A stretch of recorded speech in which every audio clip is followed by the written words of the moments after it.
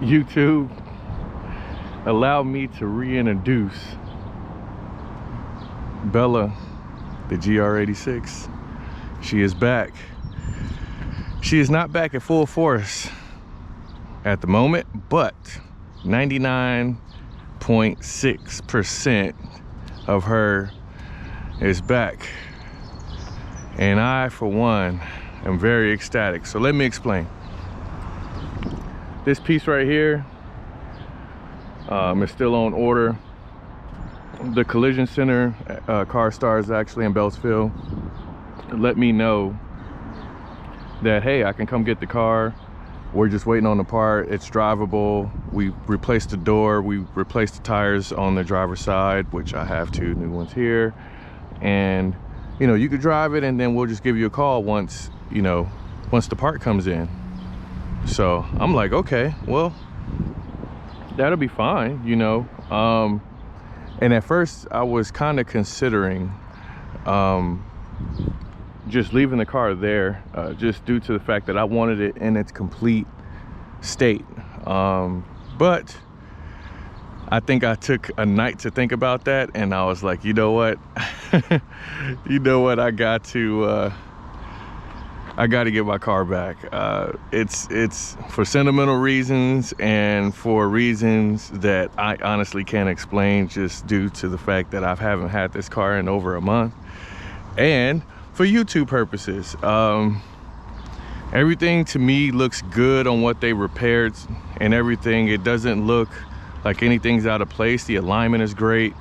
The car feels just like like it never got hit. So no complaints so far. For those of you who have been following my channel, I had a battle wound there on the last bumper. Got it fixed. So it's I'm pretty happy about this and very excited for what's to come in this car.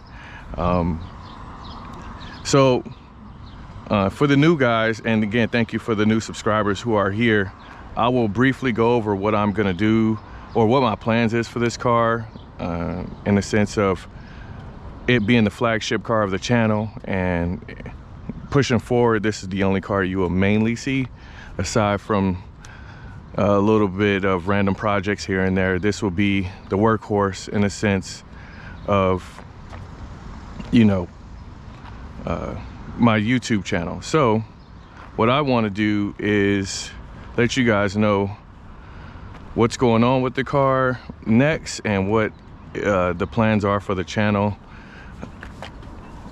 and also, you know, when things will be coming. I guess what things will be coming next. So let's get in here, because it is kind of hot outside. Oh man, it feels good, fellas, to be back in this car. You just have no idea how long. I've tried to make this video yesterday actually, and I struggled because I couldn't stop smiling when I was driving this car. It definitely was on, I think my excitement level was at an all-time high while I was trying to record the video. And man, dude, I'm just glad to be back in this seat and doing my thing. So far, again, I'll reiterate the mods again for those of you who have who've been here. You kind of already know I haven't really done too much with the car, but I do have plans. So let me roll these windows up, just because I don't want extra noise while I'm talking right now. Although I would love to hear the exhaust still, but it's cool. So yeah, like I said before, everything's great in the car. I don't have any issues with, you know, what they've done or what they have done. I do still honestly want to get the car lifted to see what's underneath, see if there's anything that may have been, you know, glossed over in a sense. But like I said, for the most part, I think they have done their due diligence, even though it took a little bit longer than I expected. I believe that they did a good job. I mean, this car looks new-ish. So I'm happy, and again, I'm happy to be back in the vehicle. So And I get lifetime warranty, by the way, from them due to what they fixed. So that's definitely, you know, warranty. The warranty word is always a good thing to have, especially when it comes to cars like this, or cars in general, you know. So when something breaks, it's not like you're paying out of pocket to repair anything. So I'm pretty happy about that situation. So I think, you know, if something were to happen in regards to this car, I would be completely covered, because I'm only at 38,000 miles and the car got hit, so I'm covered either way with this car. So that's really good. So mods, so like I mentioned before, I do plan on putting some power in here just to kind of separate myself from the typical YouTube algorithm of just GR86 content. I was really torn at one point in between the supercharger and the turbocharger, but being that I've had experience with turbos before, especially on Subaru engines, I said, you know what, I want to switch it up. I've never driven a supercharged vehicle before, let alone this car in its supercharged form. And it makes, again, I'm not trying to get 1,000 horsepower or anything like that. Just some power on the straights when I'm on a track that has long straights, basically faster tracks, that can, so I could keep up with cars that have a lot more horsepower. So I would say that's partly my goal, but the other part, again, is just to separate my car from the standard GR86 content, and, you know, try to push this channel forward with this car and go with a build that not too many people are kind of going with. So I definitely want to be unique in that sense of just supercharging the car and going a whole different path than most people. Because from what I see right now on YouTube, the trend is turbocharging, which is good. It sounds great and everything, but I've only seen one supercharged 86 on YouTube, and that was Larry Chin. If you don't know who that is, you can YouTube him. I follow his channel, and he's had a supercharged 86. So, you know, I figured I will follow in his footsteps, because he recently swapped from a supercharger to a turbocharger. And I believe the turbocharger does give you a lot more power on the high end from what I saw, based on the tunes and whatnot. But again, I'm not really looking for 1,000,000 horsepower. I'm just looking for instant power, maybe 90 to 100 more horsepower, and this car will be perfect for me, because honestly, I still have a lot to learn with this vehicle. So I'm not necessarily trying to,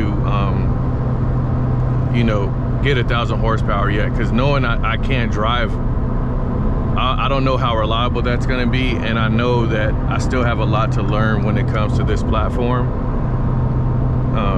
I just would rather just get a little bit more power and then just try to hone my skills the best I can. Aside from the supercharger, I will be getting a cold air intake with that, a front mount intercooler, just because, as you guys know, on the track, if you can't keep your engine cool, it's not going to produce like you want it to. So I'm definitely going to look into some aftermarket engine cooling. The cooler it is, I think the better. To me, I just treat it like the computers I build. The better cooling, the more efficient that your computer runs. So I'm gonna try to use that same philosophy with the cars, and keep my temps at a low roar for the most part, even under load. So yeah, like I said, I'm gonna address the engine cooling. I also want to get an AccuSump. So once I do start taking corners at very, very, very high speeds, you know, and simulate what a very experienced driver can do on the right-hand turns, I just want to have that as a mitigation. Oh, that's a GTR behind me. I didn't realize that. Wow. R35. So yeah, I mean, I think that going with engine cooling following the supercharger will definitely aid in the longevity of the engine, and it will be something that I can not have to worry about when I'm pushing it on track, because so far, at least from the information I gathered from Larry Chin and a couple other forums that I've seen, that people who have supercharged their car, it works just fine with about, I think, 10 pounds of boost. I'm not entirely sure of the numbers, but it seems reliable. People have done 2,000-3,000 miles already over it with the supercharger on, so, and have taken it on track. So I think I'll be pretty safe in that sense. And if not, I do have a backup plan. If this engine just so happens to go kaput, I'm a 2JZ swap it. So that's just that's somewhere way long down the line. If you know, if that ends up happening, man, that car is so good. Jesus, he's probably gonna get me if I try to follow him. But you know, I think that's the major things that I'm gonna do with this car. Minor things is I'm gonna switch out the fake carbon fiber here, and I'm gonna get seats, racing seats, and other than that, I think I'll be good to go with this car. So with that being said, guys, I'm excited, I'm ready, I'm motivated, and aside from my military obligations later this month, I will be posting this car a couple of more times a month now that I have it back, and hopefully I'll get this part back by early next week, so this car will be complete and done, and I can wash my hands with this whole accident ordeal. But like I said, fellas, I am very excited, and I cannot wait to see what is to come with this channel and this car.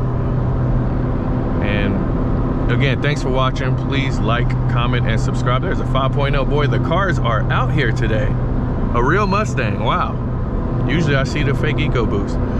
But again, like, comment, subscribe, and I'll see you guys in the next one. Peace.